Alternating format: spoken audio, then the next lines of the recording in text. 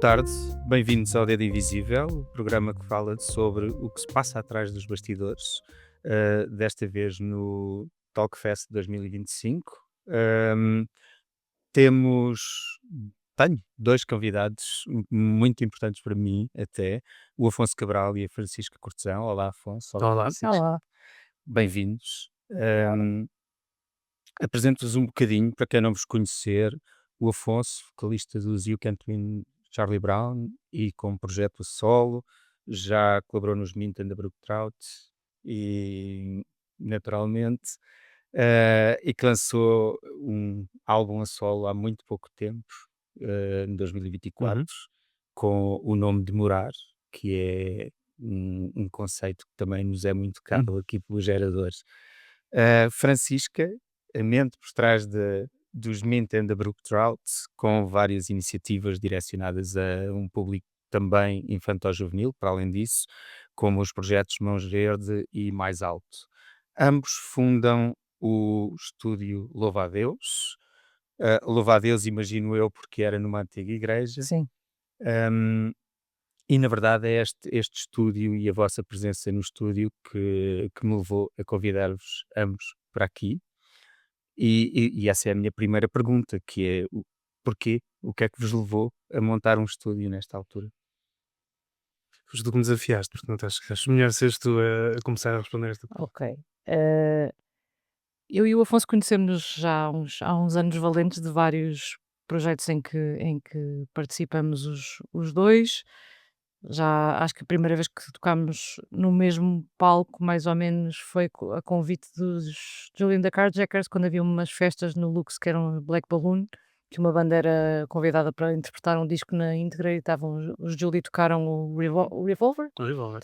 E nós fomos ambos convidados para interpretar músicas. Já Fizemos um dueto, acho que foi o fizemos Andrew o Andrew Bird Can Can Sing, sim. E acho que isso foi a primeira vez que nós tocámos juntos, isto já foi há mais de 10 10 anos. anos, à vontade. Acho acho que até já foi um bocadinho mais. Sempre nos demos bem, não somos exatamente dos mesmos círculos mesmo dentro deste grupo de músicos de Lisboa. O Afonso não foi das primeiras pessoas com quem eu toquei, nem com quem eu trabalhei, nem conheci. Nós convidámos os You Can't Win Charlie Brown para um concerto dos The Heading West há uma data de tempo e mal falámos. Porque pronto, os You Can't Win Charlie Brown era uma unidade impenetrável na altura. Que é engraçado pensar nisso, passado este tempo todo, são todos meus amigos, mas pronto. Todos nós fizemos muita música num sítio que era o 15A, que era um estúdio do João Paulo Feliciano, que por vicissitudes Era o da estúdio da Pataca que é o Discos. estúdio da Pataca Discos, que era um estúdio que era também, a essa altura passou também a ser agência, era um sítio onde se faziam ensaios, onde se gravavam discos e onde nós passámos muito tempo juntos a ensaiar com o Bruno Pernadas, por exemplo, onde os The Heading West gravaram o seu primeiro e único disco, onde o Charlie Brown também gravaram discos, o Afonso também, o Walter Benjamin também, o Benjamin também. Todos nós passámos lá muitas horas a participar nos discos uns dos outros, sempre foi um sítio muito importante Yeah. para nós todos. E quando esse sítio, quando se percebeu que esse sítio ia fechar, porque esse sítio era um estúdio muito fixe, mas meio improvisado, num sítio que era um armazém, e quando Marvila deixou de ser aliás, Chabregas deixou de ser uma zona meio periférica e passou a ser uma zona interessante para a imobiliária, percebeu-se que rapidamente o 15A ia deixar de estar ali. E acho que tanto eu como o Afonso, como outras pessoas, pensámos: este sítio faz falta ter um sítio onde se possa fazer música, porque fazer música não é claro que se pode fazer música em qualquer sítio. Uhum. Mas é diferente ter um estúdio ou um espaço em que se possa fazer barulho às tantas da manhã, um espaço onde haja o material necessário para isso e um sítio físico onde nos possamos cruzar, que seja um sítio que está lá sempre, não seja um sítio que se tem que criar de cada vez que se vai fazer alguma coisa.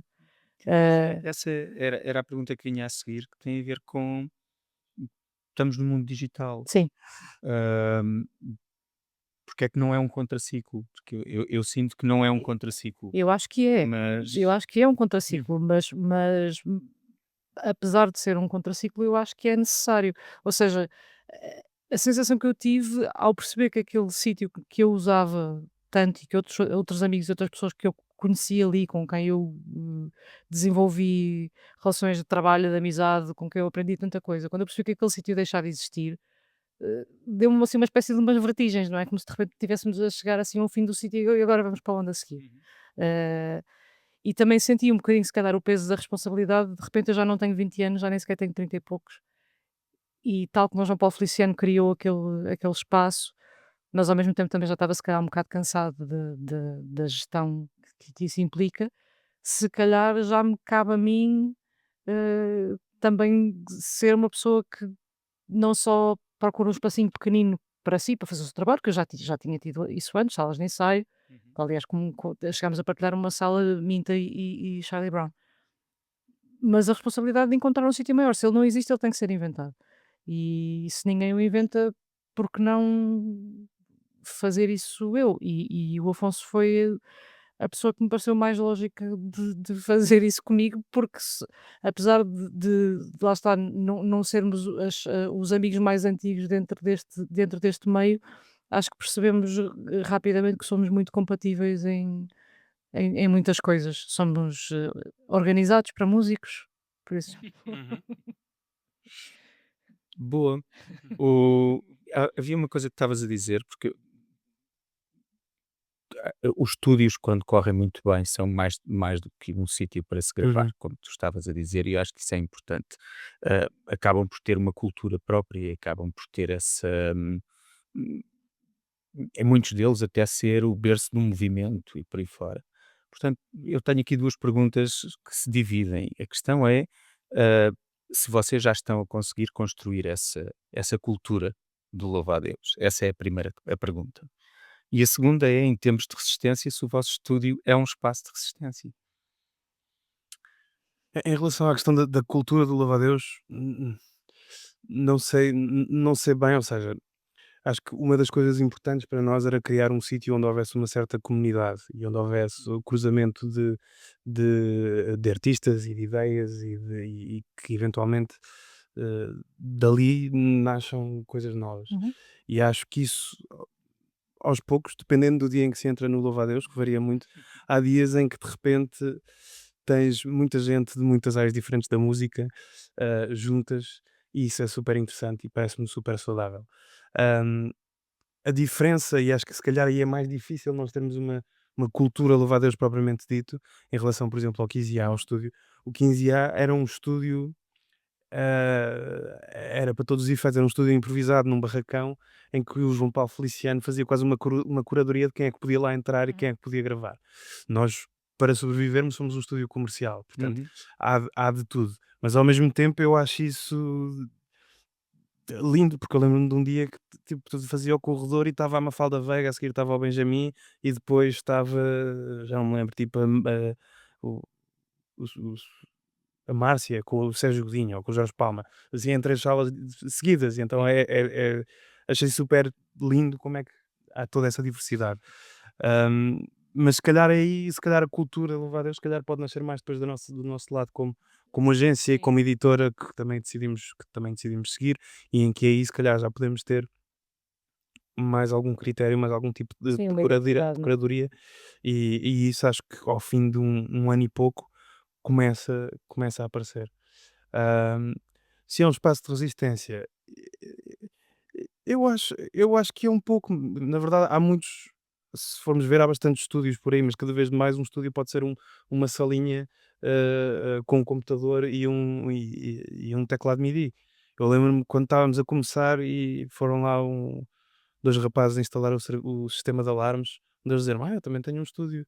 E é, tipo, é uma sala não sei onde e ganho não sei quantos euros por mês a alugar aquilo. E pensei, pô, isso é mais que nós. E é só uma salinha em que não precisaste de fazer nenhuma intervenção. Ahm, mas é um espaço de resistência nesse aspecto de quem gosta de música mais, vou usar a palavra mais analógica Sim. e mais de banda e de pessoas juntas, e isso requer um espaço grande e um espaço onde se possa fazer barulho e com umas certas características sonoras, e nesse aspecto, sim, é um espaço de resistência. Também achas? Acho que sim, nós volta e meia comentamos isto, porque acho que tanto eu como o Afonso estamos muito contentes com aquilo que estamos a fazer, ao mesmo tempo também estamos exaustos, como se calhar nunca tínhamos estado, porque, imagino eu, como eu nunca tinha tido um negócio, isto é o meu primeiro negócio fora fazer música e fazer traduções que eu também faço, nunca tinha tido uma empresa, nós abrimos uma empresa para isto, está uma data de coisas novas que nós estamos a aprender a fazer e acho que sobretudo nestes primeiros meses foi uma certa tareia de realidade, eh, mas ao mesmo tempo, sim, estou muito contente com aquilo que nós estamos a fazer e sim, sinto que é um espaço de resistência por esta razão que o Afonso está a dizer. Aquilo que eu estava a dizer, nós comentamos muitas vezes é pensar, se nós fôssemos mostrar o nosso plano de negócios, eu ponho muitas aspas porque nós somos de letras, nós fôssemos mostrar o nosso plano de negócios a alguém que nos dissesse é boa ideia ou é má ideia investir nisto e nos dizer péssima ideia, não façam isso. Mas acho que não é por essa razão que nós, quer dizer, tenho a certeza absoluta que não é por essa razão que nós nos estamos a meter nisto. E dito isto, eu acho que é super importante que se considere que fazer música é um trabalho e que é um trabalho que deve ser pago e bem pago. Não quero entrar naquele romance de nós gostamos muito do que fazemos e vamos trabalhar de borla, de todo. Mas acho que é preciso uma certa dose ainda assim de trabalho não remunerado para conseguir pelo menos pôr um sítio destes de pé, sobretudo um sítio com as características que o nosso tem, que lá está, que não é uma coisa tão improvisada assim, é uma coisa que tem algumas condições que têm que estar lá desde o primeiro dia, não é? Claro. Hum, Pegando nisso, o que é que efetivamente vocês acham que tem, para além das condições técnicas, mas Uhum. podem falar sobre isso, o que é que o Louva a Deus oferece a quem está, a quem já é música há muito tempo, mas a quem está a começar, portanto, o que é que oferece para além do facto de ser um Uhum. estúdio, mas também por aí? E agora que fazemos o nosso pitch, não é? Uhum. Que não, É agora que vocês fazem, que nu- é a única pergunta. sim, é que nunca preparámos e agora chegámos a essa conclusão. Não te sei dizer ao certo, mas acho que os estúdios, na minha experiência, há uma questão que se calhar mais importante do que o som e do que a parte técnica, há um certo elemento de conforto e não querendo ser aqui muito espiritual, uma certa aura, qualquer coisa especial nos sítios onde se grava e que podem tornar a coisa melhor ou pior. Uhum. E acho que o nosso espaço, daquilo que tenho sentido até agora de quem vai lá, hum, oferece essa espécie de familiaridade e de conforto. E eu acho que a tal questão de teres várias salas em que tens pessoas a trabalhar é, é inspirador. Para mim, pelo menos, tem sido inspirador. Eu escrevi o disco que eu lancei no final do ano passado, ainda o escrevi pré-Louva a Deus. ah, e estou mortinho para fazer um novo ah, dentro deste contexto Uhum. em que sei que a pessoa ao lado, na sala ao lado, está se calhar o Benjamin a fazer um disco novo e está a Chica a fazer um disco novo de Mira Uhum. ali no outro ao lado e acho que isso puxa muito para cima e puxa a criatividade e a partilha de ideias que se calhar não é tão óbvia noutros estúdios, em que é só um estúdio pronto, normal em que não estão essas pessoas Sim, todas lá em presentes, que não está um artista, está uma banda de Hum. cada vez, não é? E há outra coisa que eu acho que é muito importante no Louva a Deus, que eu sentia, por exemplo, no Golden Pony, que era um estúdio que eu gostava muito e que já não existe. O Golden Pony tinha um terraço. Para mim, metade da graça do Golden Pony era que o Golden Pony tinha um terraço. A pessoa Uhum. está 5 horas a gravar, com a cabeça ali enfiada, muito bem, muito divertido, mas depois de repente precisa de respirar um bocadinho e vai respirar e tem um terraço para fazer isso, e nós também temos. Portanto, é um estúdio com um terraço e isto é um é um selling point Uhum. importante, não só para quem ainda fuma cigarros, também é uma coisa um bocadinho analógica, mas que ainda assim ainda há quem faça, mas mesmo só para tirar um bocadinho, sair da sala, que de facto é uma sala confortável, que soa bem, que tem bom material de gravação, e é importante dizer que nós temos uma parceria com o Nelson Carvalho.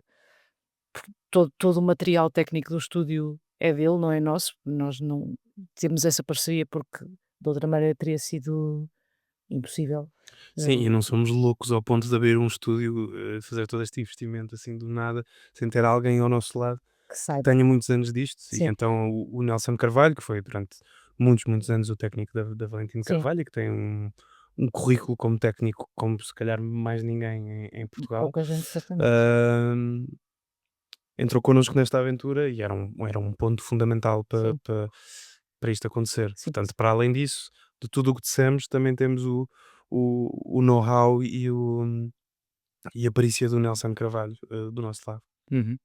Bom, é engraçado teres falado no terraço e quando eu falava nessa ideia de cultura e aquilo que um estúdio acrescenta para além do técnico é um bocadinho isso, a forma como acaba por ser um núcleo onde os artistas se juntam. Ah, Vocês notam, agora falando desse coletivo de artistas, os que estão no vosso estúdio ou os Uhum. que podem vir a estar, ah, há novas coisas a surgir, novos movimentos, não falando individualmente, mas na vossa ideia de música neste país, tendo em conta os tempos que seguiremos, tendo em conta tudo o que temos, ah, há qualquer coisa nova a surgir numa forma coletiva ou não? Isso é uma pergunta um bocadinho difícil, porque eu cada vez mais sinto-me. Sim, Ok. estava tudo bem. É que eu cada vez sinto-me mais um velho do Restelo que não tem tanta noção das coisas novas que estão a acontecer. Portanto, eu tenho muita dificuldade em responder a isso. Mas noto que esses movimentos existem, se calhar não tão recente, mas, por exemplo, acho que o exemplo mais óbvio é o pessoal da Cucamonga, que faz Uhum. isso Uhum. super bem. E como isso tens outras coisas mais presentes agora, mais pequenas a acontecer. Outra que agora me esqueci do nome, onde estava a Bia Maria e mais umas quantas pessoas. Tens o pessoal de Leiria, dos First Breath e não sei o quê. Uhum. Portanto, acho que há muito essas comunidadezinhas, elas existem. De certeza que a malta mais nova a começar a fazer isso também. Agora, não me perguntes os nomes deles, que eu não faço a mais pequena ideia. Não, eu não mais do que nomes, a ideia de repente está aqui qualquer coisa a borbulhar outra vez. Acho Sentes que isso? não, acho que nunca deixou de estar. Hum. Ou seja, eu que já estou cada vez mais idosa e o primeira vez que eu entrei num estúdio para gravar uma maquete foi para aí em 99, num estúdio Mas profissional. também és precoce. Sou precoce e velha, são as 2 coisas. Nessa altura sim, eu sinto que ou uma pessoa não sabia das coisas, também dou de barato que seja isso, porque as coisas não se estava a acontecer um mini movimento no Porto e outro mini movimento em Leiria, se calhar uma pessoa não sabia. Mas eu nessa altura eu lia o Blitz, que era um jornal, e eu acho que não havia tanta coisa assim. E a partir de certa altura começou a haver muita coisa, começou a haver muita coisa muito boa. E acho que esse movimento tem continuado. Há muita gente que toca muito bem instrumentos, muita gente que aprende nas filarmónicas e por aí fora, que toca super bem, miúdos de todas as idades que tocam super bem e que têm muito menos macaquinhos na cabeça do que a minha geração tinha sobre eu toco este estilo de música, eu gosto disto, ou seja, com a cabeça muito mais aberta sobre o que é que pode ser uma colaboração e o que é que interessa fazer, muito mais disponíveis e com cabeças muito mais fixes, na verdade, e acho que isso é um enorme ponto a favor e que eu sei, pronto, eu sou tendencialmente otimista, por isso é que resolvi abrir um estúdio de gravação. E acredito que as coisas estão mais interessantes, muito mais interessantes do que estavam há 20 ou então há 30 anos. Acho que está tudo muitíssimo. O panorama musical é muito Hum. mais rico, muito mais diverso e é isso, muito mais interessante. Tem mais gente, para começar, Uhum. e gente mais qualificada também, gente a cantar melhor.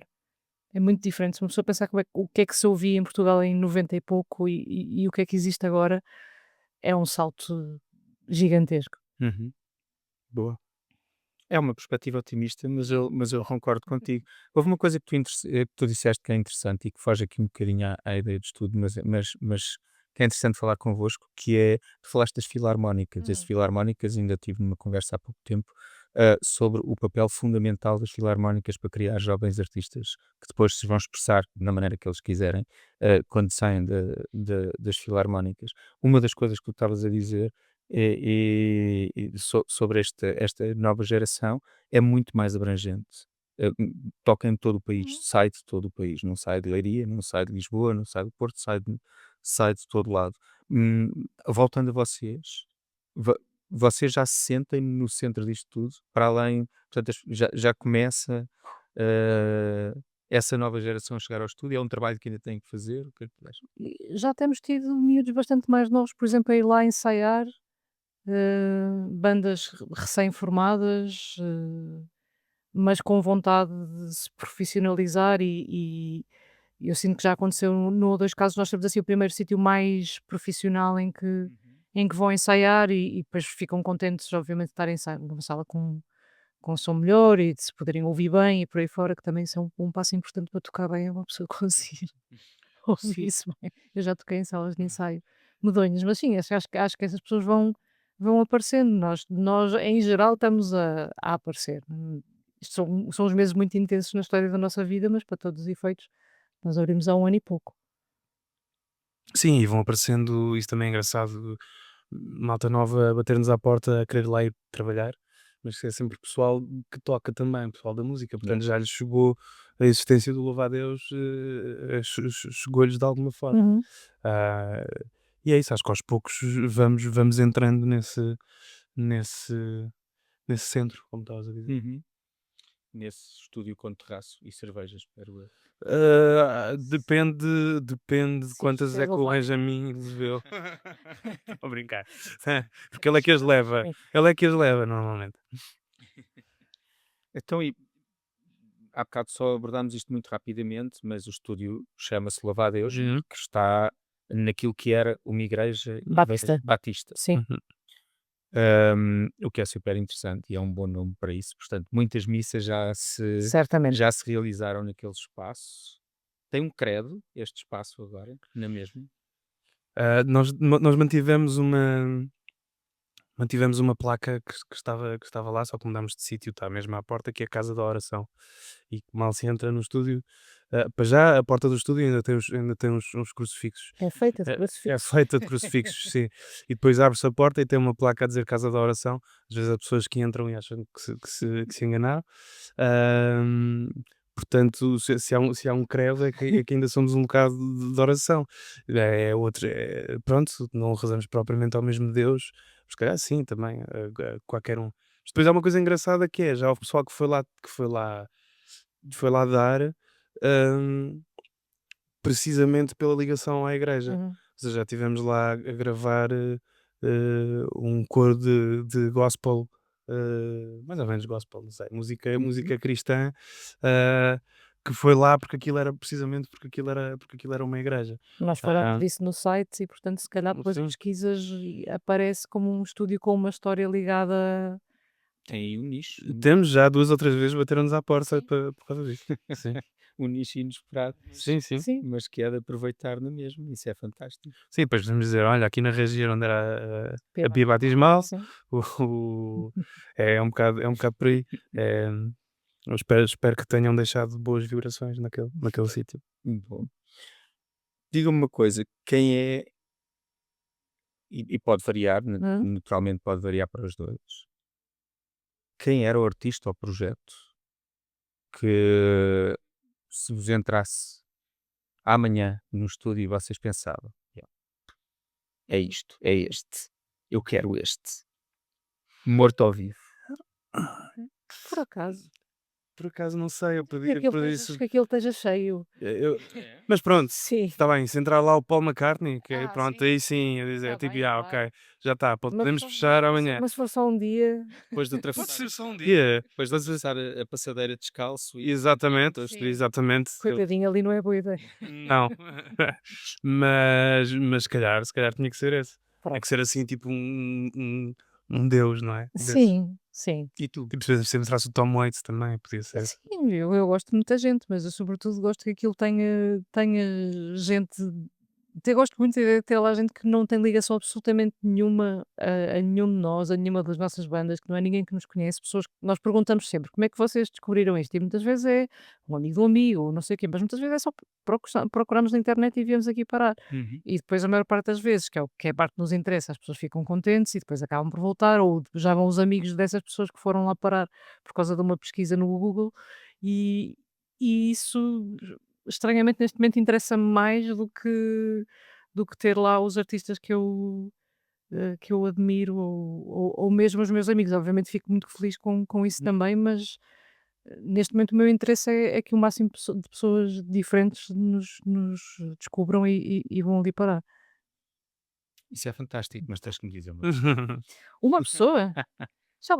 Já lá tivemos algumas pessoas que eu gosto muito de gravar. Uma pessoa que não é o Paul McCartney. Pode Pois, ser a Gillian Welch e o David Rawlings, não me importava nada de ter lá. Eles só precisam de microfone, ainda por cima tens que me gravam convidar nisso. gravam os dois microfones, um para o outro e gravam ao mesmo tempo. Não dá trabalho nenhum e uma pessoa deve ficar só lá a ouvir e a derreter-se, pode ser. Eu pagava bilhete para estar lá só a ver, acho ótimo.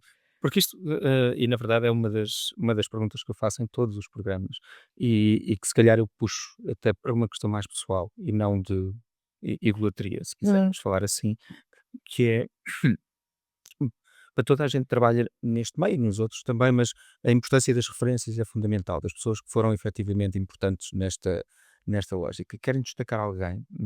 Se calhar começava por ti, Francisca. Temos Músicos? referência, músico ou não, mas neste contexto, a pessoas que foram para ti efetivamente uma referência para que hoje sejas música e tenhas um estúdio e que estejas aqui.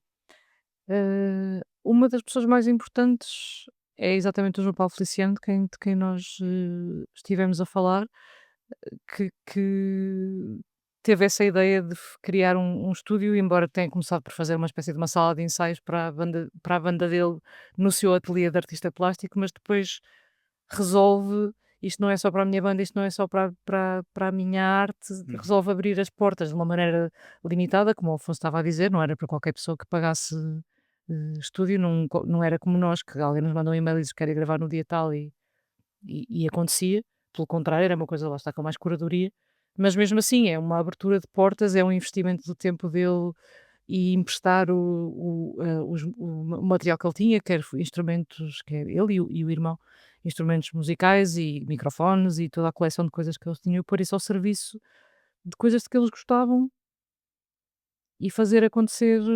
E quando não gostavam, ele fazia questão de que nós soubéssemos que ele Claro. não estava a gostar. Mas, ou seja, o João Paulo é a minha referência por várias razões, até pelas razões daquilo em que eu sou diferente dele, mas é uma referência importante para já, na ideia de é possível fazer coisas, por muito estapafúrdias que pareçam, se uma pessoa acredita naquilo que está a fazer, arranja maneira. Uhum. E pronto, acho que nesta parte do meu percurso, se calhar é uma das referências mais importantes. E tu, Afonso? Também a mesma resposta, sendo que a isso adicione se calhar também o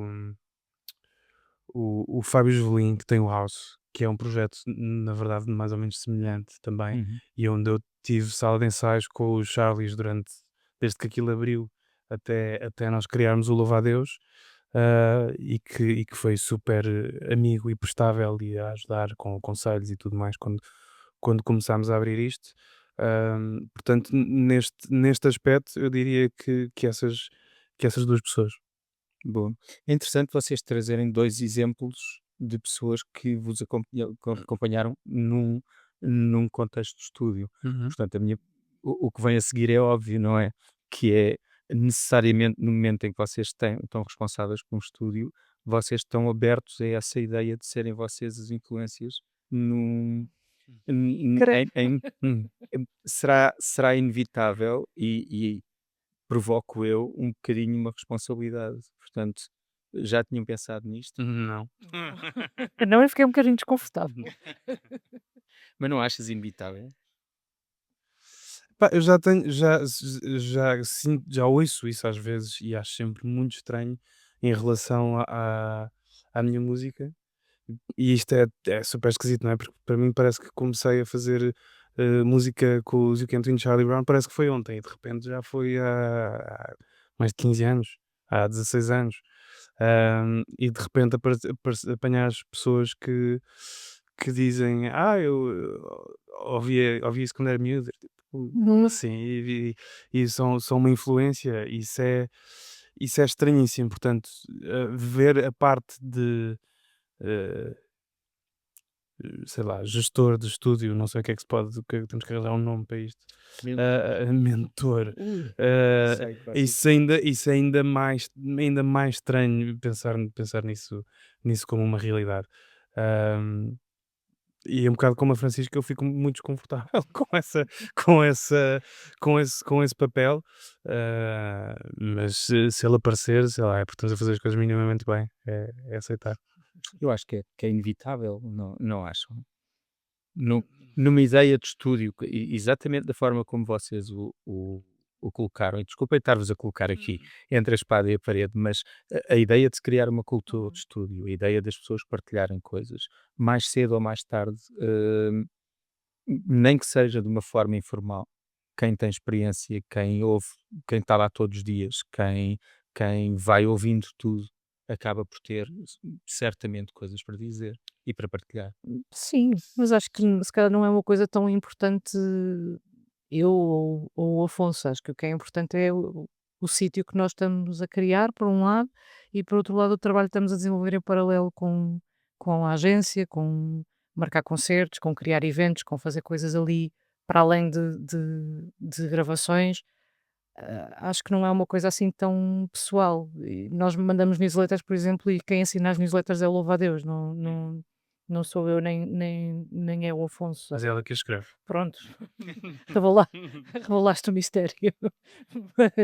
Mas acho que não estamos assim tão interessados numa coisa nossa pessoal. É um projeto coletivo, embora o coletivo sejamos, para todos os efeitos, eu e o Afonso para umas coisas, somos eu, o Afonso e o João Vaz Silva para o agenciamento, somos eu e o Afonso e o Nelson Carvalho para o estúdio, portanto, acho que isto não é uma coisa tão pessoal assim, é um trabalho de equipas, vá.